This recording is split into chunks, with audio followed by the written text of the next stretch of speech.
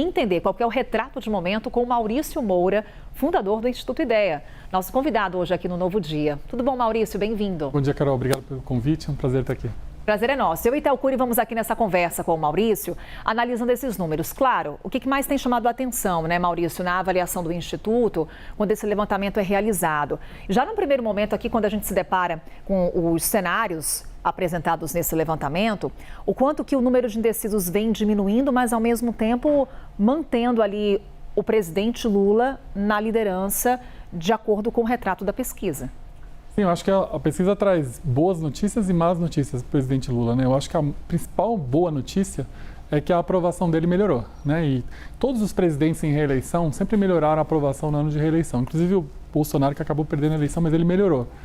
E, obviamente, isso se reflete na intenção de voto. E aqui, cara, eu queria só deixar uma provocação, que eu tenho uma visão até um pouco divergente dos analistas, que o presidente Lula tem uma grande chance de ganhar no primeiro turno. Por quê?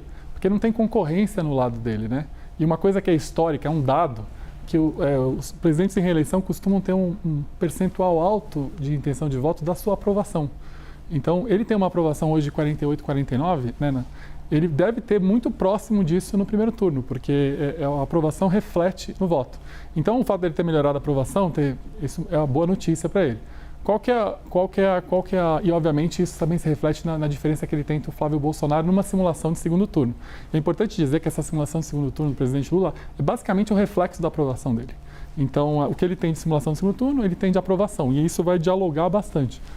Qual que é o copo meio vazio, né? O copo meio vazio, Carol, é quando a gente compara os números desse governo com, por exemplo, a presidente Dilma em 2014, que foi a reeleição mais apertada que a gente teve no Brasil, ainda são números muito frágeis, né? A gente ainda tem metade da população que reprova o governo e, obviamente, você ir para uma eleição com metade reprovando é um número bastante arriscado. E só para reforçar isso, todo mundo que votou no Jair Bolsonaro em 22, a gente sempre pergunta isso na pesquisa, quem você votou no segundo turno em 22, em nenhum momento aprovou esse governo. Então, o teto de popularidade dele é bastante baixo. Esse é o risco. E, por último, o PT sempre sofre com a abstenção, porque a abstenção no Brasil, os 20% que não aparecem para votar, tem um perfil muito de baixa renda, inclusive o maior grupo é o grupo de analfabetos, e tem um impacto negativo que são pessoas com o perfil de voto do presidente Lula. Então, por um lado, ele lidera, comparado ao adversário na simulação. Por outro lado, ele melhorou a aprovação, mas esses números ainda, olhando historicamente, são números frágeis de reeleição. Só um ponto aqui antes de passar para o Theo, Maurício, quando você fala que o presidente Lula não tem concorrência, quando a gente olha para esse campo da esquerda. Você tem a direita completamente pulverizada ali, com Romeu Zema, Ronaldo Caiado, Flávio Bolsonaro buscando esse eleitor, mas no caso do campo da esquerda, é inédito isso para o presidente Lula, para o PT numa eleição presidencial. Sim, só para recordar que em 2002 ele tinha o Garotinho, que teve um desempenho excelente no primeiro turno em 2002. Em 2006 a Heloísa Helena teve 7,5% dos votos, que ela era candidata pelo PSOL. Em 2010, 2014 a Marina Silva roubou o voto do PT. Em 2018 tinha o Ciro Gomes, tinha o Boulos, tinha a Marina.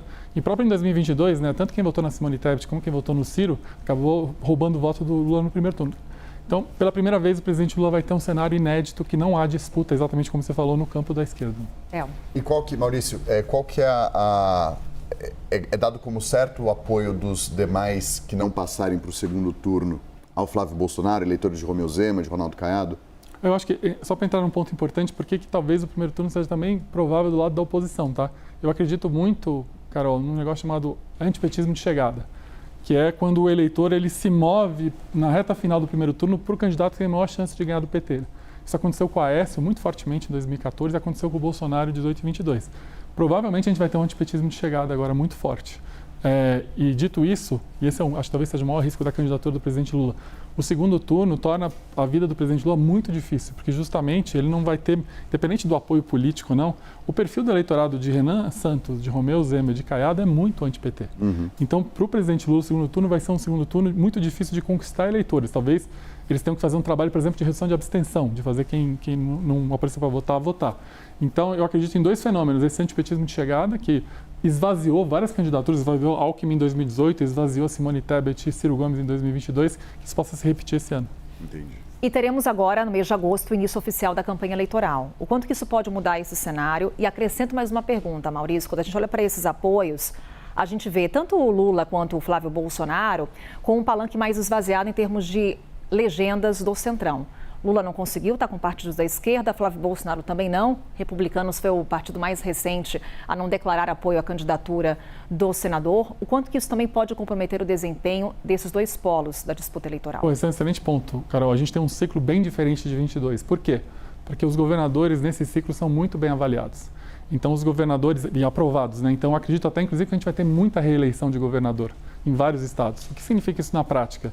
Que como eles são governadores bem avaliados e aprovados, eles não precisam de um cabo eleitoral presidencial, como, por exemplo, tanto o Lula quanto o Jair Bolsonaro foram em 22. Então, existe uma certa independência dos governadores em relação ao apoio presidencial, não. E a gente está vendo exatamente isso que você descreveu, além do fato que, isso é um ponto importante, a gente tem muito menos candidatura majoritária esse ano, tanto a nível presidencial quanto a nível de governador, que é o reflexo de que os partidos estão focando muito na eleição da Câmara, estão alocando recursos para isso e não alocando recursos para a eleição majoritária. Você mencionou os principais pontos para a campanha do presidente Lula na busca pela reeleição. Quais são os principais desafios para o Flávio Bolsonaro, que ainda não conseguiu recuperar o que ele tinha antes do caso Dark Horse? Desde então, há um momento de queda, mas depois de estabilidade, uma leve recuperação, mas não a ponto de chegar ao patamar que tinha antes. Qual que é o principal fator e obstáculo para a campanha? Eu acho que o principal, exatamente, ele perdeu, né? Ele perdeu pontos percentuais. Eu acho que o principal desafio da oposição é dialogar com quem vai decidir a eleição. Porque hoje, quem está dialogando com esses 3, 4% que vão decidir a eleição, que é justamente essa margem, é o governo Lula, né? É com políticas públicas. A oposição ainda não conseguiu dialogar justamente com esse público indeciso, com esse público independente. E eu acho que o Flávio está bem distante disso. Ele está basicamente falando com a base hoje.